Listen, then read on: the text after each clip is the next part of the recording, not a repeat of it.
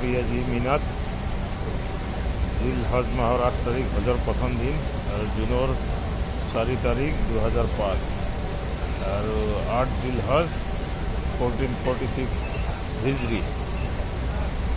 এতিয়া মিনাত চাওক, দুপৰীয়া লাঞ্চ কৰাৰ পিছত জোহৰ নামাজৰ পিছত চব মানুহ অলপ মিনা কেম্পত ৰেষ্ট লৈছে। এইটো খেমে বুলি কয় আৰবিকত, খেমে কেম্পত ইয়াতে এইটো কেম্পত B5ত 356 আজি আছে।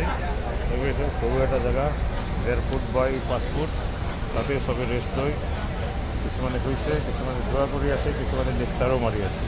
সেইটো কথা হ'ল প্ৰথম দিনটো হজৰ এনেকৈ গুচি যাব। ওচৰ হজৰত মিনাত প্ৰথম দিনটোৰ তাৎপৰ্য হ'ল ইয়াতে 5 ওয়াক্ত নামাজ পঢ়িব লাগে। তো এতিয়া আমাৰ জোহৰ 1 ওয়াক্ত হৈছে, বাকী আছে আছাৰ, মাগৰিব, এশা আৰু কালি ৰাতিপুৱাৰ হজৰ। তো হজৰ ফাৰ্ষ্ট দিনটো জিল হজ মাহৰ 8 তাৰিখ এনেকৈ কাটি যাব। আৰু দোৱা খোৱা আৰু ইবাদত, তো এইটো হ'ল হজৰ প্ৰথম দিনটোৰ তাৎপৰ্য। তো যিসকলে এতিয়া হজত অহা নাই বা হজৰ বিষয়ে নাজানে, সেইসকলৰ কাৰণে এই ভিডিঅ'টো বনোৱা হৈছে। তো আপোনালোকে ভালকৈ চাওক, দোৱা কৰক, আৰু লগতে আমিও দোৱা কৰিছোঁ যাতে ভৱিষ্যতে এনেকুৱা এটা দিনত আপুনিও আহিব পাৰে। তো তাৰে দুৱাৰে আপোনালোকক আকৌ অনুৰোধ, যদি ভিডিঅ'টো ভাল পাইছে লাইক কৰক, শ্বেয়াৰ কৰক আৰু ছাবস্ক্ৰাইব কৰক।